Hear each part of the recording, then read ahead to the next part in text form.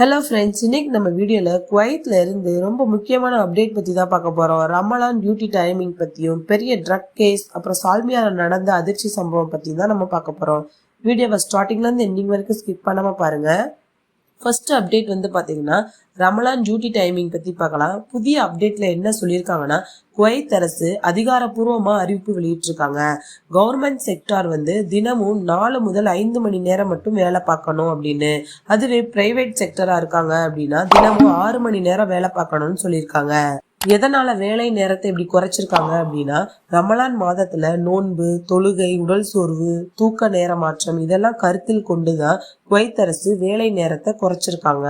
முன்னாடி எப்படி இருந்துச்சுன்னா, கவர்மெண்ட் ஒர்க்கர்ஸ் வந்து 4.5 மணி நேரம் ஒர்க் பண்ணணும், பிரைவேட் ஒர்க்கர்ஸ் வந்து 6 மணி நேரம் ஒர்க் பண்ணணும்.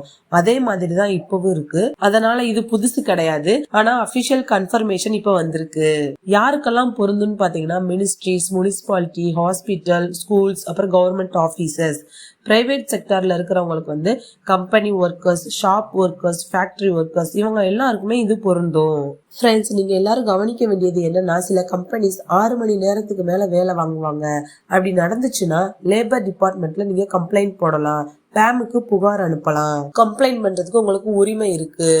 செகண்ட் அப்டேட் வந்து பாத்தீங்கன்னா, ஒரு பெரிய ட்ரக் கேஸ் பத்தி பார்க்கலாம். என்ன நடந்துச்சு அப்படின்னா, போலீஸ் ஆபரேஷன் மூலமா ஒரு ஏசியன் வெளிநாட்டவரை கைது பண்ணியிருக்காங்க. அவர் ரூம்ல இருந்து 2 லட்சம் கேடி கேஷும், ட்ரக்ஸ், அப்புறம் மிஸ்ஸிங் மெட்டீரியல்ஸ் இது எல்லாமே கண்டுபிடிச்சிருக்காங்க. எப்படி பிடிச்சாங்கன்னா, போலீஸ்க்கு டிப்ஸ் கிடைச்சிருக்கு. சர்வேலன்ஸ் மூலமா ரெய்டும் பண்ணி அப்புறம் சர்ச் பண்ணி கண்டுபிடிச்சிட்டாங்க. என்ன மாதிரியான கேஸ்ன்னு பாத்தீங்கன்னா, 1 கிலோ ட்ரக்கை மிக்ஸ் பண்ணி அதை 2 கிலோவா மாத்தி மார்க்கெட்ல விற்பனை பண்ணிருக்காங்க. இது வந்து ரொம்பவே பெரிய கிரைம். முன்னாடி எப்படி இருந்துச்சுன்னா, குவைத்ல ஒவ்வொரு மாதமும் ட்ரக் கேஸ் பிடிபடுவாங்க, டெய்லி அரெஸ்ட் பண்ணுவாங்க, ஸ்ட்ரிக்ட் பனிஷ்மெண்ட் கொடுப்பாங்க. முன்பே நிறைய கேஸ் வந்து இருந்திருக்கு. இது ஒன்றும் புதுசு கிடையாது. ட்ரக் கேஸுக்கு என்ன மாதிரியான தண்டனை எல்லாம் கொடுப்பாங்கன்னா, 10ல இருந்து 15 வருடம் ஜெயில் தண்டனை கொடுப்பாங்க. அப்புறம் நாடு கடத்துவாங்க, அப்புறம் டிராவல் பேன் இருக்கும். இது எல்லாமே இருக்கும். ஃப்ரெண்ட்ஸ், எல்லாரும் கேர்ஃபுல்லா இருங்க. ட்ரக்ஸ், அப்புறம் ஸ்மக்லிங், ஃபேக் பிசினஸ் இது எதுவுமே பண்ணாதீங்க. அவங்க கண்டுபிடிச்சாங்கன்னா அவங்களுடைய லைஃபே ஸ்பாயில் ஆயிரும். தேர்ட் அப்டேட் வந்து பாத்தீங்கன்னா, சால்மியா சைல்டு கேஸ் பத்தி பார்க்கலாம். சால்மியால ஒரு குழந்தை கண்டுபிடிச்சிருக்காங்க. என்ன நடந்துச்சு அப்படின்னா, போலீஸ்க்கு ஒரு கால் வந்திருக்கு. வடிகால்ல ஒரு சின்ன குழந்தைய ரெக்கவர் பண்ணிருக்காங்க. அந்த கேஸ்ல இப்ப என்ன நடக்குதுன்னா, போலீஸ் வந்து டிஎன்ஏ டெஸ்ட், அப்புறம் ஃபாரன்சிக் செக், இன்வெஸ்டிகேஷன் இது எல்லாமே பண்ணிக்கிட்டு இருக்காங்க.